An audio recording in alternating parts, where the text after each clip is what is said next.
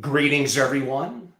I'm Angelo Robles, the founder and CEO at SFO Continuity, Family Office Masterclass, and of course, Family Office TV.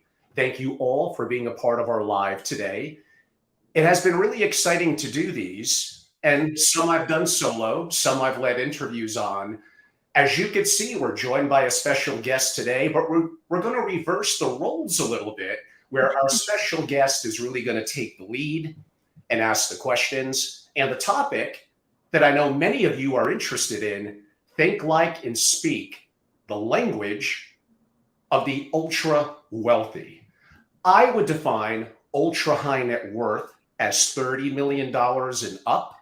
And to give you some context, there's about 400,000 on record, which means there's probably more around the world. And based on statistics from 2022, which was a terrible year in the market, that number actually came down. The number is expected to increase about 20% over the next 2 years. So this is a very viable market. It is large, it is growing, and it's one that many of you would like to be more familiar with. So our special, I would say guest, but she's really going to be both a guest and lead interviewer or head of the program at Family Office TV today, is a good friend, Tosh Salas, founder of Capital Alignment. Tosh, welcome. Hey, Angelo, thank you so much. I'm really excited to be here. I hope everyone gets to really enjoy this interview because I don't think they've ever had something like this. And I'm just getting everybody prepared because the questions are going to be really good. I'm an attorney, and when people ask me why did I went to law school, is just to be very argumentative and being paid for it. I was just. I'm in trouble today, everyone. I think you are, but in a good way. I just hope that we can provide as much value to our audience because, time is our most valuable resource. So I thank everyone that is here with us today. And again, I'm just really excited. I'd like to give a quick intro of how I connected with you. This was in 2020 through a podcast. I think you were extremely active at that point, during the pandemic. We were all a little bit bored. So I just had extra time in my hands. I usually don't have a lot of time for media. And I listened to a couple of your interviews with great advisors. And I was fascinated by that because in my space, which is really more the investing side, I don't hear very often people having conversations with advisors, right? And with quality advisors. So I was fascinated. So I follow your path since then, not too many years ago, but at least 3 years. And then a few months ago, I reach out to you and I say, hey, Angelo, what are you up to? I love to be part of what you're doing because you're doing something very special. That's at least that's how I feel. You're doing something very special. When I first started in the ultra high net worth family office space, I wasn't impressed. And I say this humbly, I just wasn't impressed with the quality of the events, quality of people, and the level of competence, to be quite frank. And, in a more maybe deeper way, I wasn't impressed either with the quality of people in terms of like their humanity, their kindness, their generosity. So when you started doing something different than Family Office Association, I said, he has been extremely successful. You're in the top 3 in the searches. So I said, what is he up to? And, now you're building something remarkable, much more valuable, in my opinion, than just an association, because you're building a way to connect very competent people with those that need it the most. And trust me, that's scarce. Those that don't understand that, they haven't been in many events yet.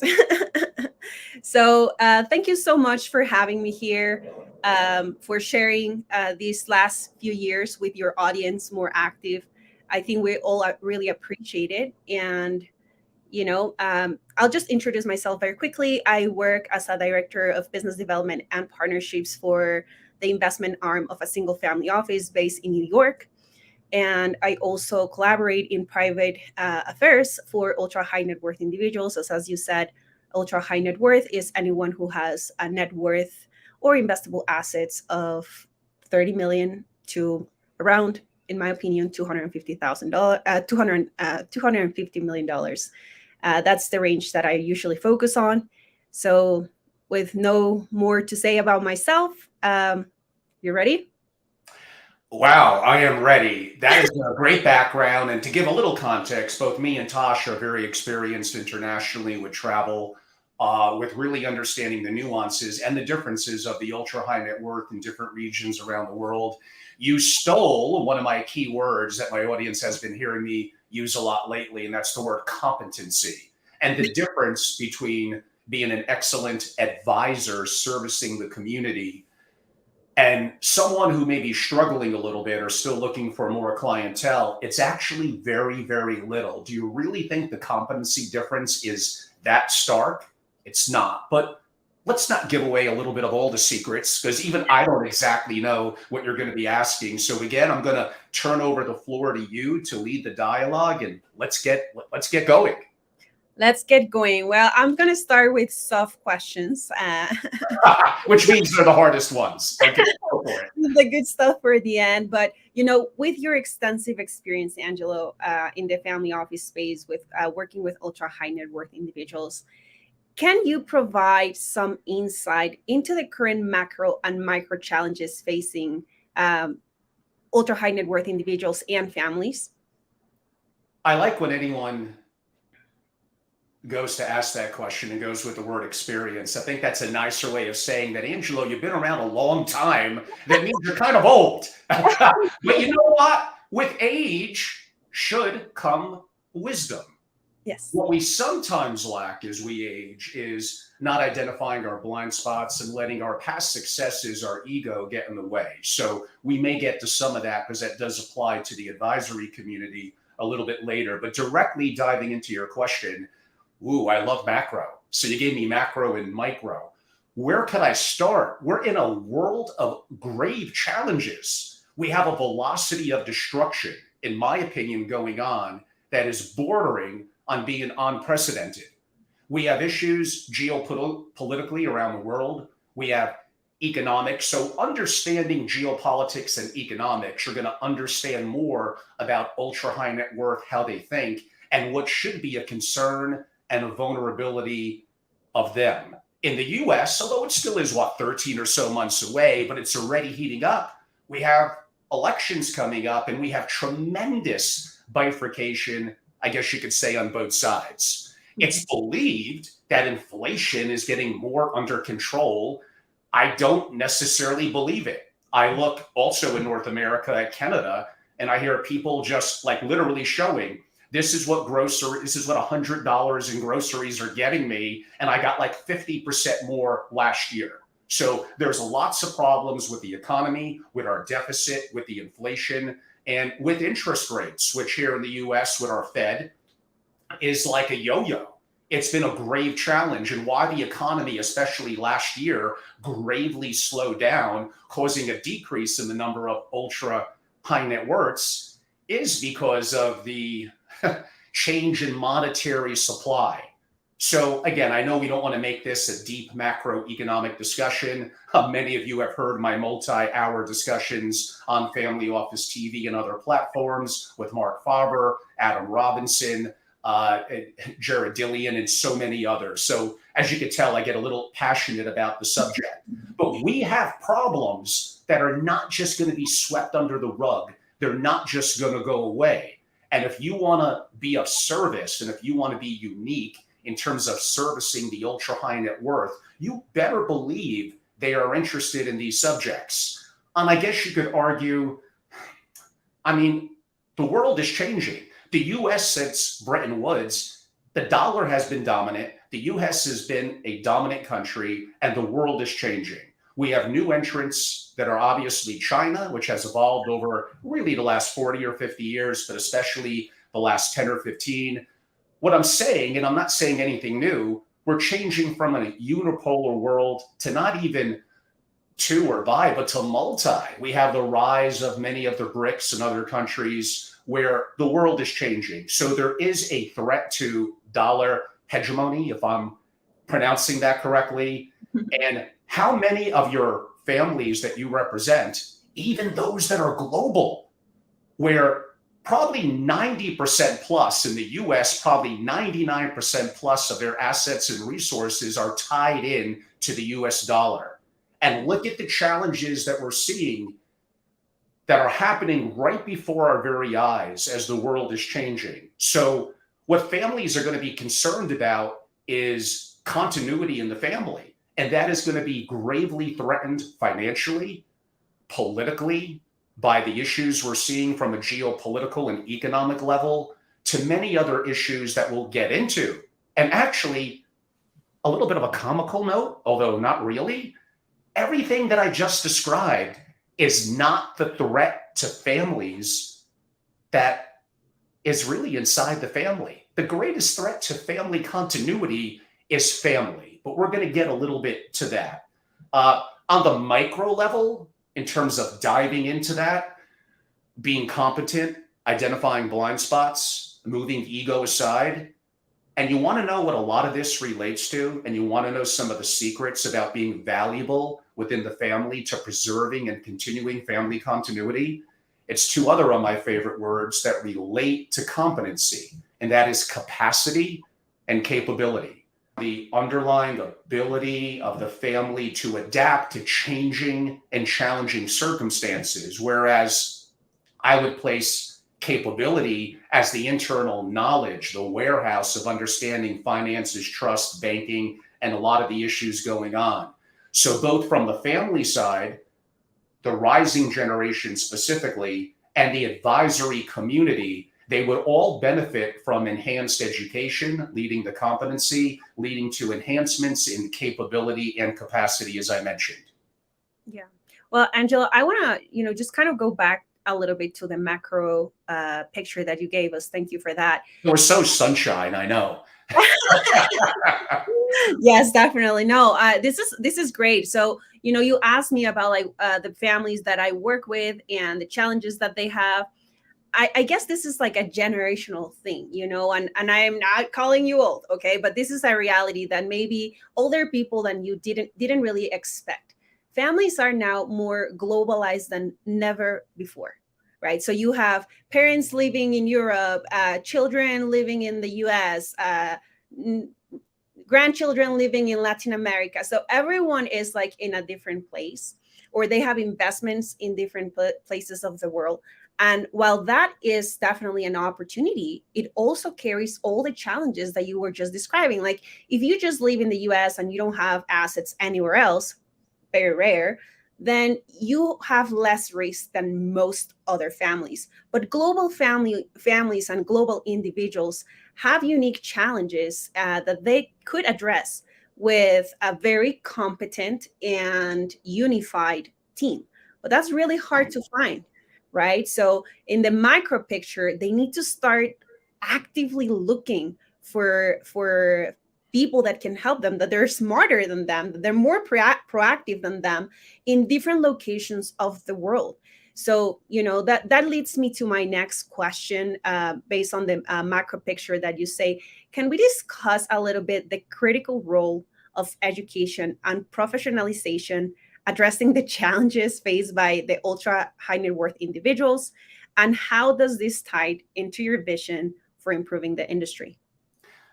Yes, and it's even worse than actually you're kind of building upon what I said. So maybe you're in the kind of doomsday, but you want to be optimistic about the future. You want to prepare for the worst and have an opportunity that it's not as bad, but it makes you sleep better at night and procures, again, the ultimate for the super rich, which is continuity. But just because you may be international, depending on what international country and the diversity of your interests, I'm still going to say for the most part, again, it depends on what country, you are tied in to the US in multiple different ways. And then I don't want to make this a lesson in economics and the Fed and central banking, but the dollar is so dominant although weakening, and although, again, the world is changing, that likely even being an international citizen, okay, maybe not 99% like a US citizen, but you're probably still 85 to 90% plus tied into the dollar. And no, do I think that's going anywhere in the next year or so? No, but I think that things are changing. And sometimes, like a hockey stick, it does happen fast. Relative to your more pointed question, I think education is interesting. It's very important, but education without implementation or execution is kind of wasteful. A lot of people get educated and they're book smart, they're rote memory smart. Maybe their IQ from a memorization perspective is good, and that's not invaluable. Although I would argue it will never be as good as even the AI that we currently have, which is countless times to rote memorization without the ability to be creative and to execute. Now, we're probably going to get into some of that, and the advent to my audience heard me talk a little bit about AI replacing even the CEO last week. So we'll dive a little bit into that. But what you just asked kind of relates a little bit to what I jumped into before. Education is an opportunity to get competent, which allows the opportunity for capacity and for capability. But it's way more than just strictly an intellectual perspective, because again, how the world is changing in a variety of ways with access at our fingertips to any statistical big data or information, the more analytical in some ways we get. And I could argue family offices would still benefit from being more analytical.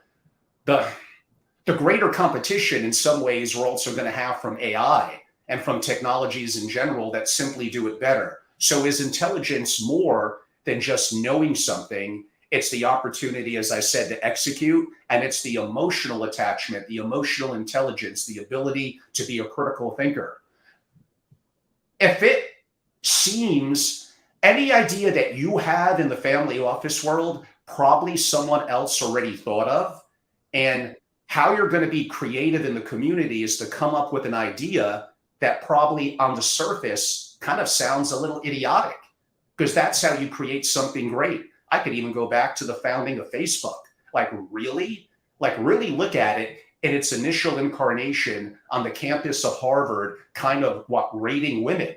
And you know what? It adapted and it grew. And that's kind of what you as an advisor or as a family office, what's the old saying from Darwin? It's not the strongest or the smartest per se, it's the capacity to adapt. If you read the writing of General Stanley McChrystal, the work of Nassim Taleb, Sparknickel, if I'm getting his name right, who is the Universa founder of the great hedge fund and incredibly interesting Spitznagel, Mark.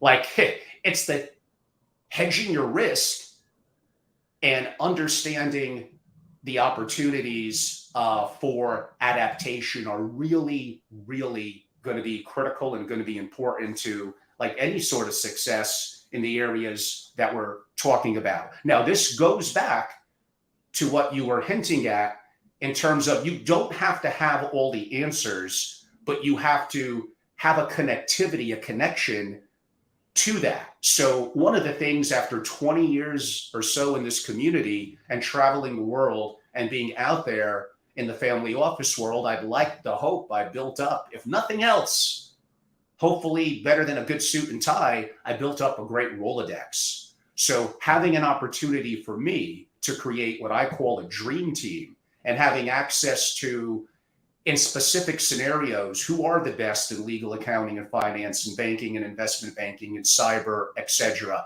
and constantly updating that, constantly.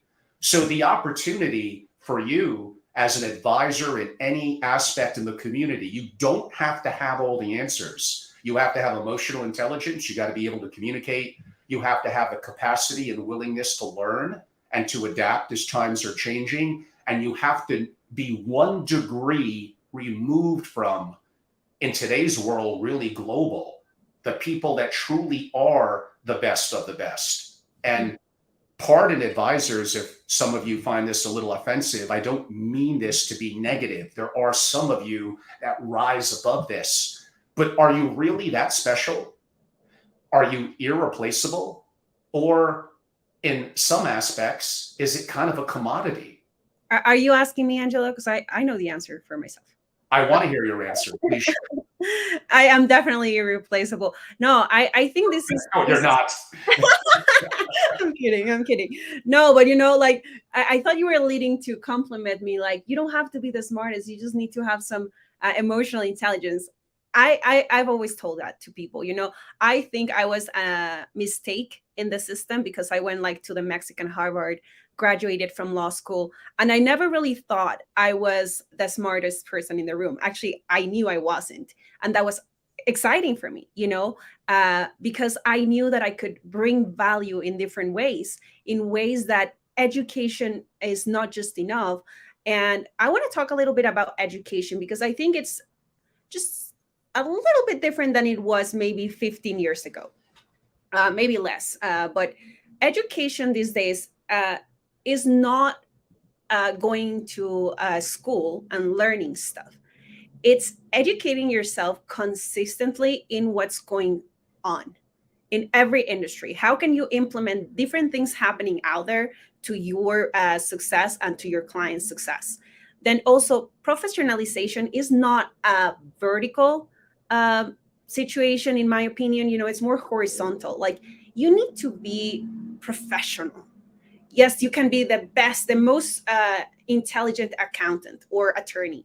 But if you're not professional, if you don't actually know how to answer an email on time, if you don't know how to have a conversation, if you don't have critical thinking, you are very easily replaceable, right? So I always talk to people, I talk to attorneys all the time, accountants all the time, and I'm not really trying to get to know what clients do they have because they can say whatever. I'm trying to see if they're professional, if they can respond an email, if they can follow up, if they can be proactive, and that is really what families are doing. So I work with these families, I help them find some of their advisors. And, I, out of 20, maybe I'll get to have a second conversation with one. So that's what I really mean by professionalization, not just education, like emotional intelligence. That is critical, right? Critical because in this space there's so many personalities, right? So you also need to understand how to leave that behind, and then move forward with the situation, not get caught up in personality. So all of that really plays. And I think with your dream team project concept, you're going to be putting a lot of value out there because you're going to be vetting a lot of these people, which again, I just said, it's tremendously time consuming, and you have to know what it's right for the client. And then you're also going to be like adjusting the expectations and personalities of the ultra high net worth individuals. So I love what your vision is for improving the industry with Dream Team. Now, with your interactions with over 40 billionaires, I mean, that's insane, and numerous centimillionaires, what is the recurring challenges that you observe in efforts to secure top-notch talent and advisory services? And how do these challenges impact their continuity? Wow, where do I even start? So I've used these analogies before. You ask someone who's successful, I need a dentist. What dentist should I go to? And they'll gladly mention their dentist. Is your dentist good? Well, what do you expect them to say? Partially their ego is involved. So of course they're going to say their dentist is good, but what's their qualifications for making that analysis? Is it because they went to dental school as well? It's because they've seen every dentist in town or are comparing them. It simply means, is my dentist, without me knowing too much, solving a problem, hopefully without too much pain? And it's like it's happening in the background and I'm not thinking too much about it. But that relates a little bit to confidence versus competency. There kind of is really no such thing as confidence per se, partially due to it can't be measured. Competency is hard enough to measure, but in theory it could be. So you have to, my audience has heard me say before, are you more, using the MBA example, great, you're in the NBA, but are you more the 12th man, the last person on the bench? Or are you at least in the 8-man rotation? Better yet, are you in the starting 5? Better yet, are you an all-star? So to be a LeBron James, you have to have such inherent talent that you could be the 12th man. You could eat and lift weights like no other. You could have the best coaching. You could put in 22 hours a day. You still won't be LeBron James. The good news is for those that work at an SFO or advising an SFO, give me something I could work with, maybe a little bit on the higher average scale of intelligence coupled with hunger and the ability to adapt. You could absolutely be great. So another, I don't know if it's an analogy, but whatever family offices, families of wealth, and the advisory community is doing at the moment, we do know it's kind of not working. Well, what do I mean by that? Research shows that descendants halve their inherited wealth relative to growth of per capita GDP every 20 years or less. Today, the massive fortunes of the 19th century, for the most part, 99.9% are overwhelmingly depleted. And the fortunes generated just half a century ago, a couple of generations, are effectively gone. So here's something that maybe for the audience to listen up a little bit to. Emphasize the value of preparing the family more than protecting. I know I like to talk about hedging and mitigating risk, protection. So even for me, it's not easy.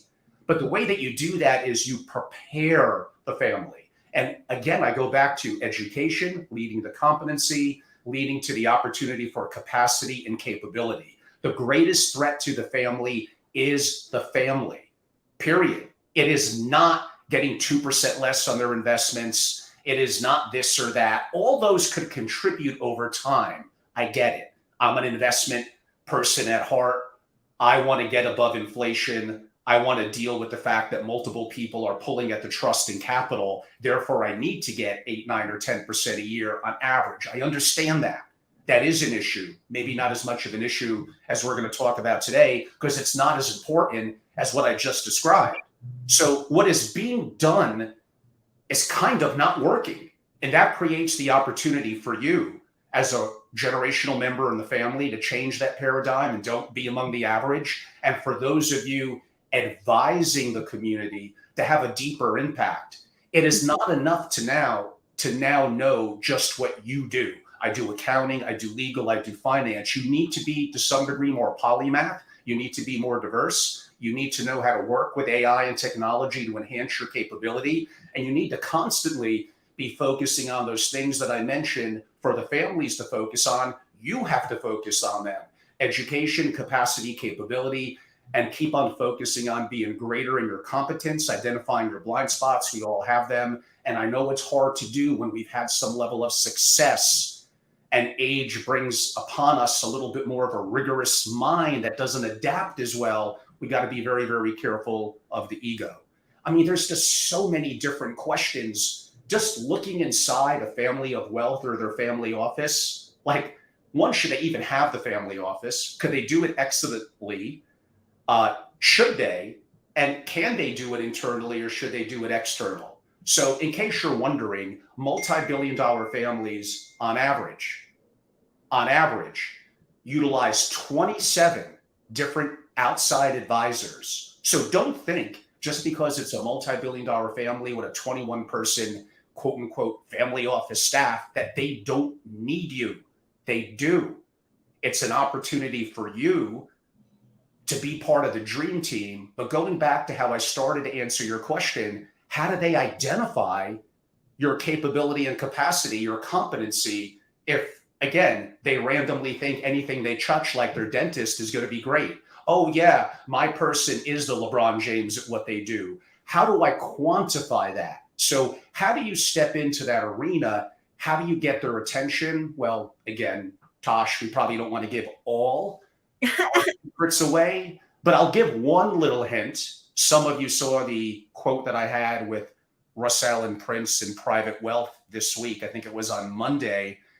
And what happens let's think big with a family office. Most family offices don't make it 15 years. Most fall short even far quicker than that, more like 5, 6, 7 years. There's a generational shift in the family where more of the power starts to transition to a rising generation that may still be in their 40s or 50s or maybe younger. Do you think they stick with the same family office executives for the most part? No. Do you think they stick with the same advisors that their parents or the elders? Very, very rarely. So look for the opportunity of change within a family of wealth in your community, in your region, and look for that opportunity for what in that you might have to them. But again, I don't know if we want to give all our secrets away, but always happy to share with a lovely audience. It's funny that you say secrets. I'm a big believer that there are no secrets. It's just information that people are not comfortable accepting because then they would have to actually do something. So they refuse to understand that the information is out there. And just getting back to a little bit of what you're being saying, right? Like, I think part of securing top notch talent is we're going to start with education, right? If you don't know how to select your team, what our company does, and I'm not saying they have to operate like this, but they should, is to hire a specialist in hiring people, right? They have a chief of staff, a human resources person. So this is also how things are changing, evolving for some advisors. So I see a lot of CEOs of family offices that, yes, they know the patriarch's gonna die, so they transition to another family. But also, before they transition, they should actually make an effort to integrate the younger generation to create a smooth transition. That is something that we talk about, but we don't even have a process to do that. I mean, it's as simple as, like, in my family, right? Like, we're by any means like an ultra high net worth family. Actually, I come from very, very humble family, but just now that we have some money, dealing with the attorney, the accountant, my dad is just like, no, no, you don't need to talk to them. I'm like, yeah, yeah, I do. Like, you're gonna die. You're gonna die, and I need to understand what's going on, and I also need to understand what type of structures do we have, and if we need somebody else, and I want to choose the people that it's coming after you're gone.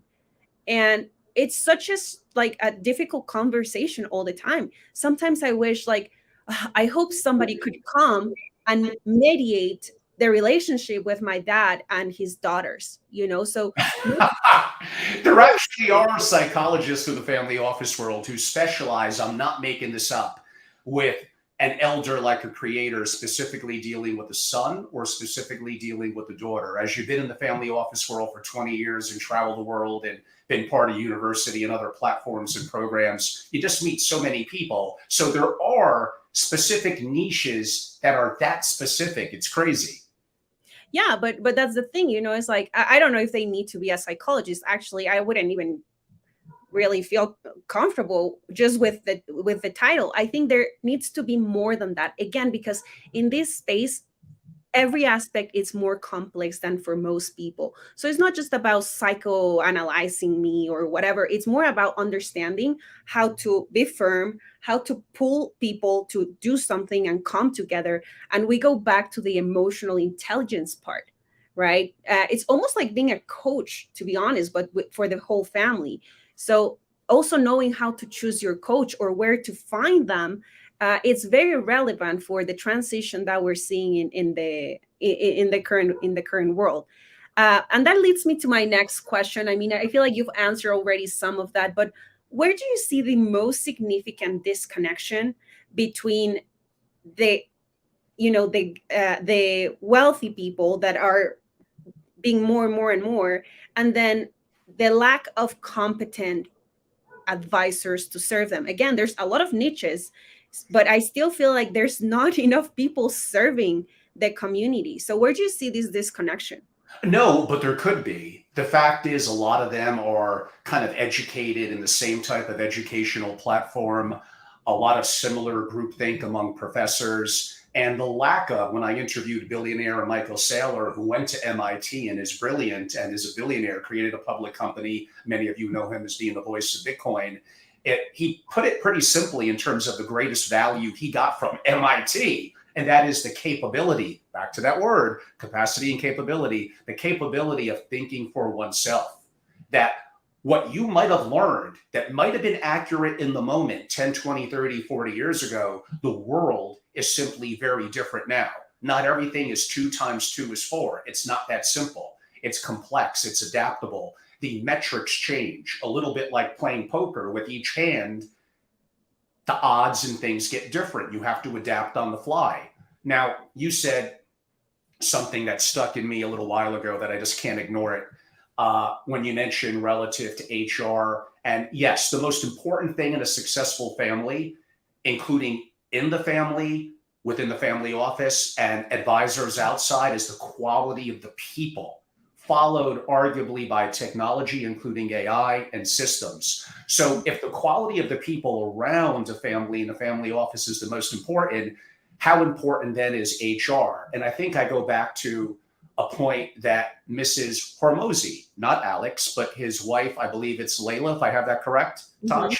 So she basically had a comment, using a little bit of my words, that for the most part, HR is commonly, as it's currently, as we know it around the world, kind of a little bit of bullshit. It's PC, it's garbage, it's protecting your butt.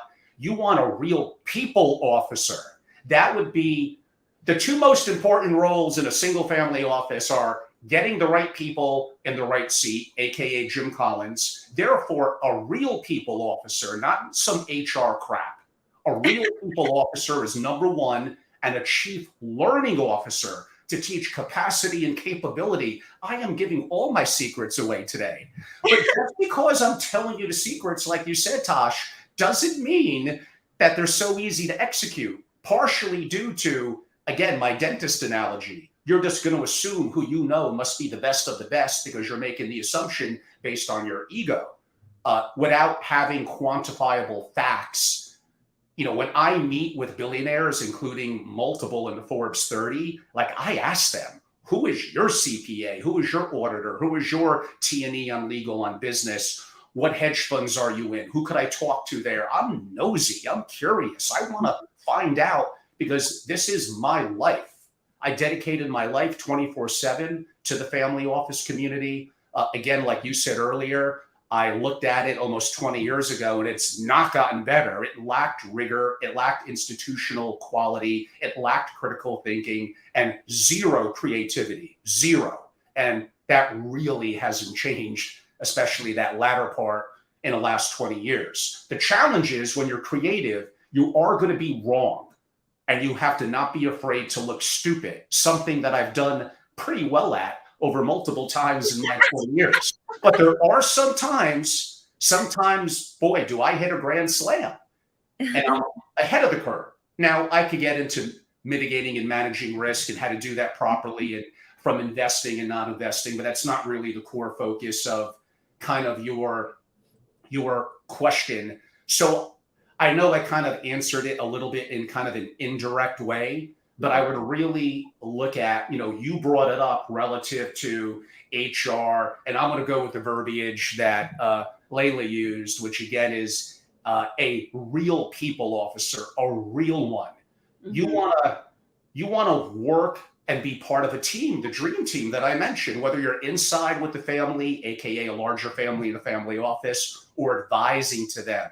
There is not enough competent, although there could be, because it's not as hard in the example I gave as being the LeBron James or the Michael Jordan. You have no chance to do that because that takes a certain level of inherent talent coupled with hard work and a little bit of luck, magic, and pixie dust. But you could be great as an advisor. I promise you could. You need mentorship, some direction, some getting re-educated because some of what you learned is crap or was good, but doesn't work anymore. And then, of course, a good part of it, which I don't think we'll have the time to get into today, you may be competent and you may be great, but if no one knows who you are and you're not in the right circles, then kind of like what good is it? So your capability on marketing and salesmanship, for lack of a better word, is Mhm. going to be important. I mean, maybe we get into little parts of that a little later, but ballpark, if we're going to be about an hour in today's live, we got about 17, 18 minutes left. So we may save that one. Me and Tosh will do more of these, by the way. Yes. So don't worry. If we had to cover everything, it literally would be 100 hours plus. Trying to give you some of the highlights. Yeah, I love how we say, "Don't worry, we'll be here for you guys. Like we're not going anywhere." But yes, we are planning on doing a series of these conversations. We hope to see a lot of people engaging because we want to answer questions, right? That's the whole point of being here. I mean, Angela and I have conversations all the time outside of the screen. So we're doing this for the people out there that could very well serve that market that we're addressing, and also for the ultra high net worth individuals looking to tap into that talent. So subscribe to all the social media platforms where you can find us, whichever one is your favorite will be there. uh, then I want to mention something about what you were saying about these two roles, Angela, because I think these two roles are, I mean, maybe I'm just exaggerating, but I think when you choose these two people, are probably the most important people for your organization. And here's why. Well, first, the real people officer, which I really like that. Uh, it's absolutely a trustworthy person because they're going to be the gatekeepers of your organization, of your family, of your um, structure, right? So they have to be really trustworthy. They have to be extremely competent in a very good way. They have to be somehow a generalist. And especially, they have to understand what your needs are. This is a lot to process for most people. So, this is a very, very important role.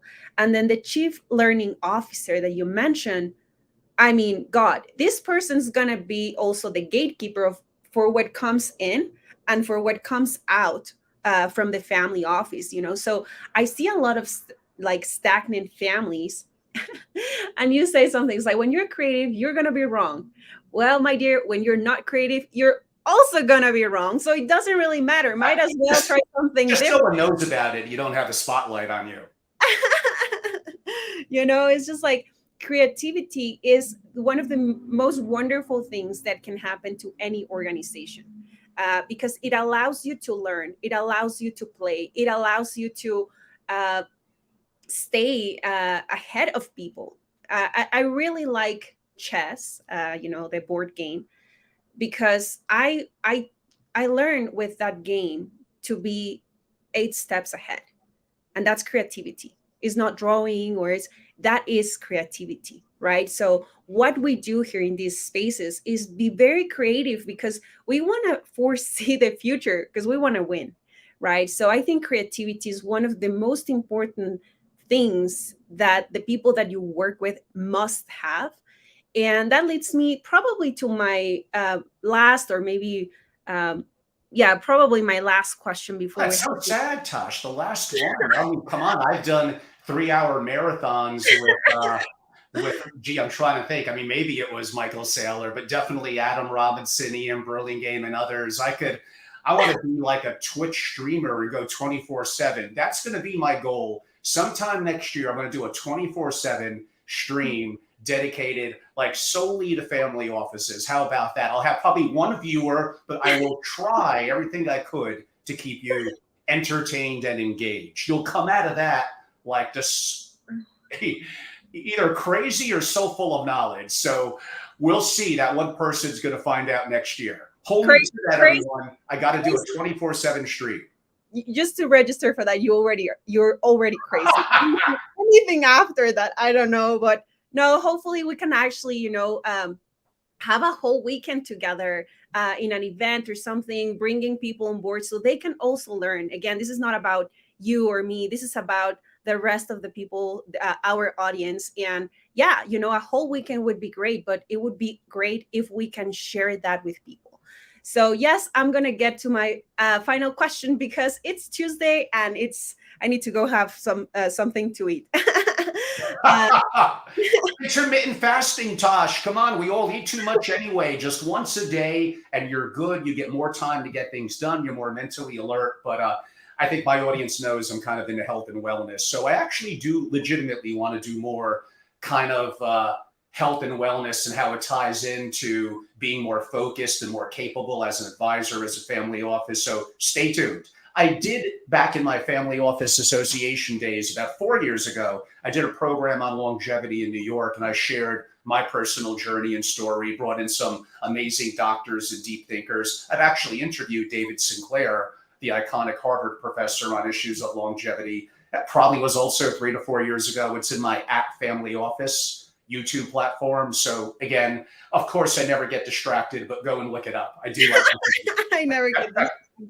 Yeah, we have to bring this guy. I don't remember his name. I'm terrible with names, but he's like spending millions of dollars in pills, and he plans to never die. So yeah, let's. Oh, that guy on Instagram. Yeah, he's interesting. I mean, I've had Peter Thiel speak before too, but he didn't talk about those issues, although I know he's interested in them and others. So it is something, being serious, that I actually do enjoy. Of course, we want to live longer, healthier.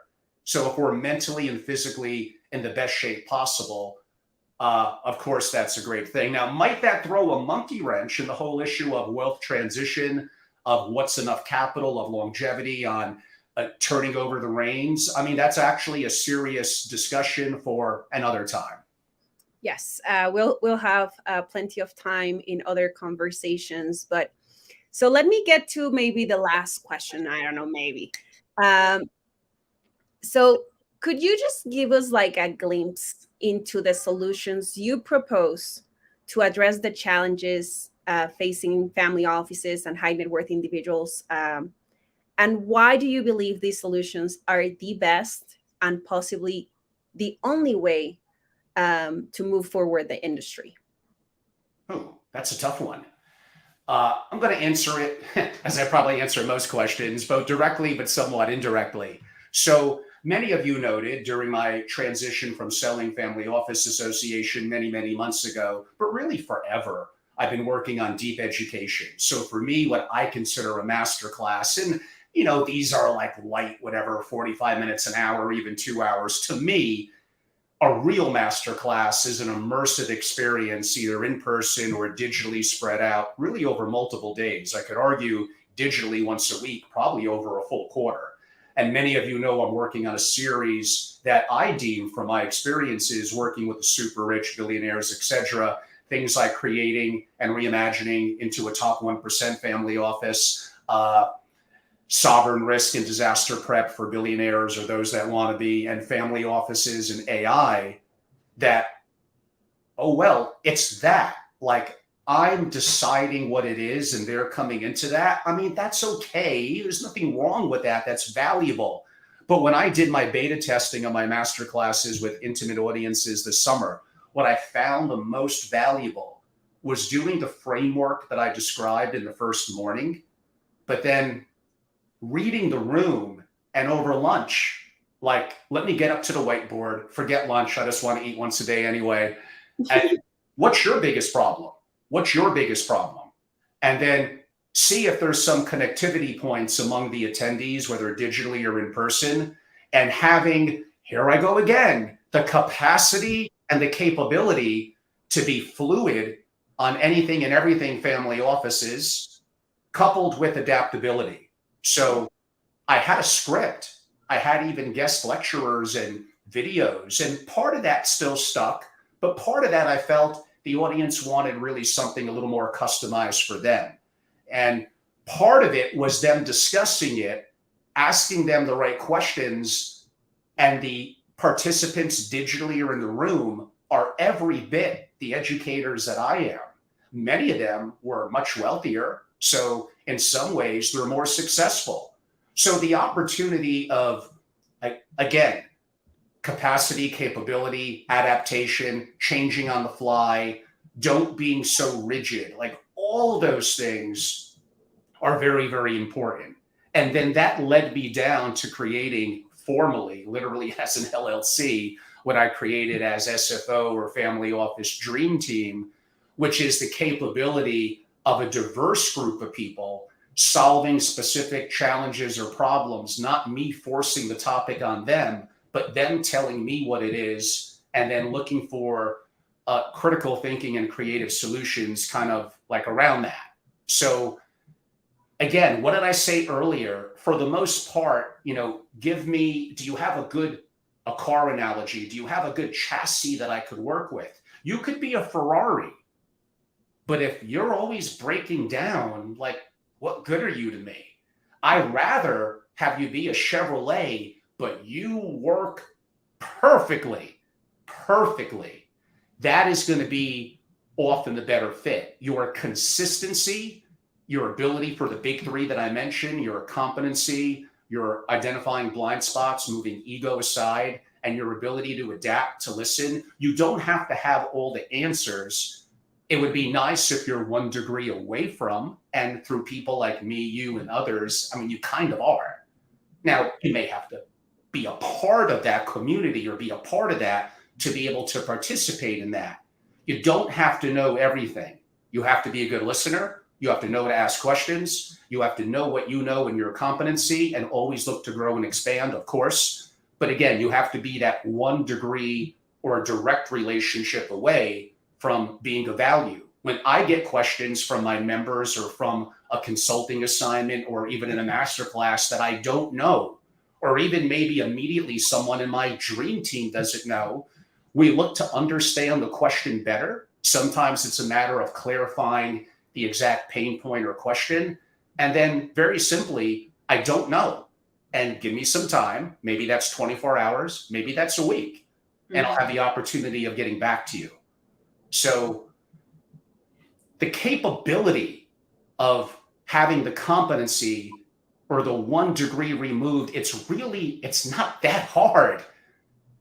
What's hard, again, is to be the greatest in the world, a Michael Jordan at this, or the Messi in soccer. Like, you're just not going to be that, period. There's only one. It is easier in the community that we're in to be great. And that's why I use that terminology, top 1%. You could absolutely be top 1%. And if that is not true, and I fail you and you fall a little short, okay, I made you better. I probably made you, or you kind of made yourself, because you have it inside you to be the best version of yourself. You were in the middle, now you're top 10%. I would like to have you be top 1%. But maybe that isn't possible. But you're still going to be better than where you started. And again, today's not going to be the opportunity for us to get more into marketing and salesmanship and identifying where, quote unquote, the wealthy are, and then how to be attractive to them and how to offer services that could be value. I gave you one idea with the transition of a family within the generations and how likely the rising generation is not going to be too attuned to the current advisors. Now, that doesn't say much about the current advisors to the family if they were not engaging with the younger generation and are appearing, whatever, too old and stodgy. With age, however, as I'm an older gentleman, hopefully comes a level of wisdom, coolness under pressure, and the opportunity of more depth in your Rolodex to solve problems. So relax. You young guns don't have all the answers here. But you do bring, I hope, a spark, a level of engagement, more tech savviness. And we didn't really have the time today to get into AI. But I am absolutely telling you, I meant everything that I said in the live that I did last week. And I have a masterclass around this. I've spent over 100 hours. I've spoken to the leading thought leaders. I've interviewed Dr. Craig Kaplan. Look it up on my @Family Office on YouTube. That was like a 2.5-hour interview. Everything that you know, I was going to say is coming to an end. That would be a little too stark. But it's all changing. And you could either ignore it. This is like NFTs from 3 years ago. Bullshit. First of all, there's going to be value within the technology of Web3 and NFTs that is going to be valuable moving forward. Stop being stuck in the mud, adapt, change. But there's no question AI is going to be significantly impactful.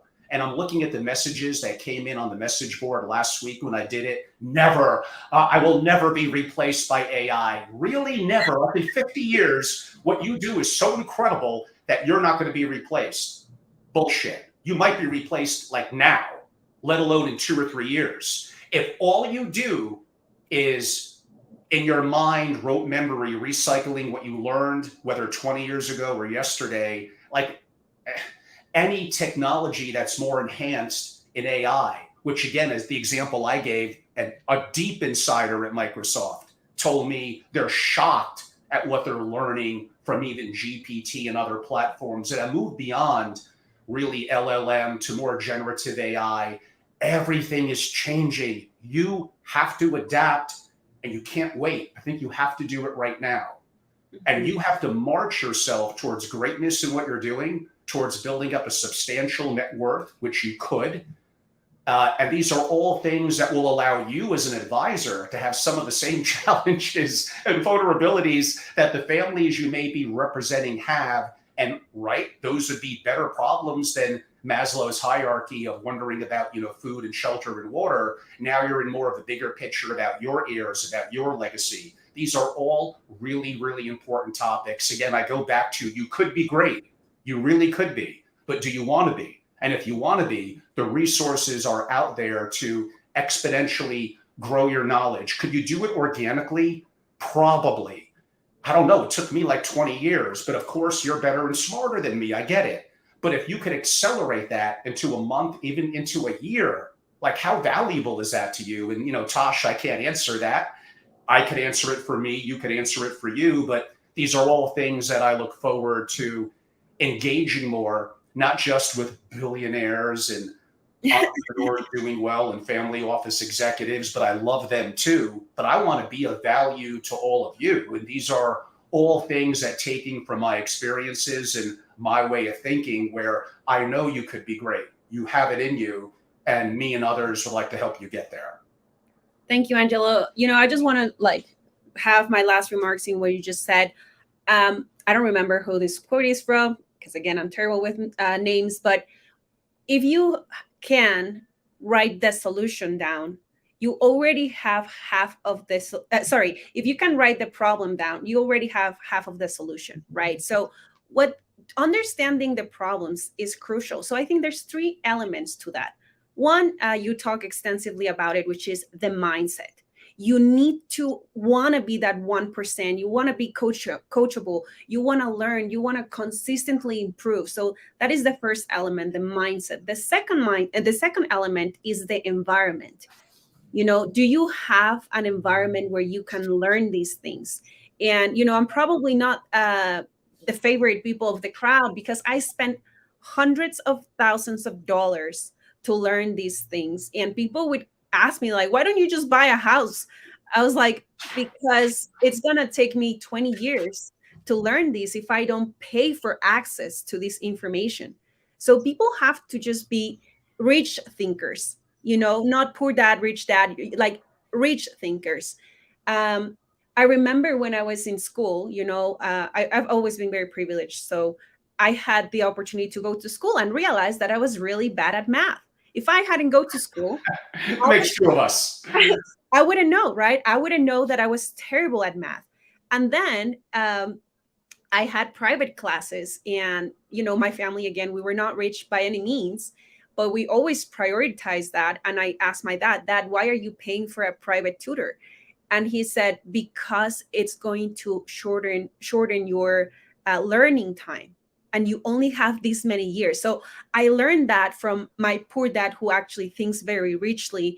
He said, time is your most valuable asset. So you want to pay somebody else. And Cody Sanchez talks about this all the time. Yeah, she's great. You want to pay someone to get their 10,000 hours of expertise, right? So environment is the second component. You need to go to an environment where you learn what you don't know, to understand what the problem could look like. Either you are an ultra high net worth individual or an advisor, okay? You're both on the same boat. You don't know what you don't know. So go to these environments where you can learn. And then with your expertise, there's the third element, which is now you can actually start looking for someone that can solve that problem for you, or as an advisor, that you can solve that problem for someone because you know what it entails. So I think those three elements, Angelo, and in order, are part of and a very critical part of the solution for the industry. We reached the top of the hour. I want to thank everyone who was here. I know these are very tough conversations and they absorb a lot of energy. So thank you again for being with us, Angelo. I look forward to doing many more of these series with you. Everybody, have a great rest of your day. This will be a lot of fun. I will give a 1-minute wrap up. If you have to run, Tosh, no worries. But one, this was great. I'd like to thank, first of all, Tosh Salas. Make sure, please, you go and follow her on LinkedIn, on other platforms, and Twitter. Reach out to her. She's a global wealth of knowledge, much deeper than just investing or her legal background. I think the opportunity for you to learn and to benefit, and hopefully me bringing you amazing people like this. And I got so fortunate that Tosh had a chance to kind of interview me, and her questions, especially that last one, was kind of a tough one. So hopefully I'll be even better the next time around. And many of you know, again, how to reach me. I'm active on all social media platforms. You can mainly just want to keep it really simple, angelorobles.com. Then you'll find my email. It's angelo@angelorobles.com. I think most, but not all, of my social media links are on there. And I'm updating it constantly to some degree because so much is quickly changing. Many of you know I'm putting a big effort into what I do in Family Office Masterclass that I own, my work and my branding in what I do in Family Office TV. And really, my SFO continuity is more focused directly on families and SFOs. That is all inclusive to all that I do, but we have a limited number of charter memberships available. And I guess the good news is that's kind of coming to an end because I'm almost there from that perspective, but there still is so much more that I could do. I'm sorry, audience. We had a fair number of questions and comments today that we did not have a chance to get to as much as I would like.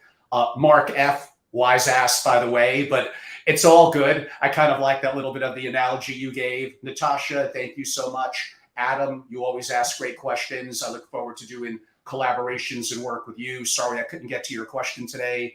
Kalastro, thank you so much. Eric Von Rompe, I believe it is. Thank you. You've all been very kind. I could have done a better job noting some of the questions that you have, so pardon me. Email me, reach out to me anytime. Thank you all so much. Thank you again, Tosh. Look forward to the next time. Everyone, I'm Angelo Robles. Thank you all so much.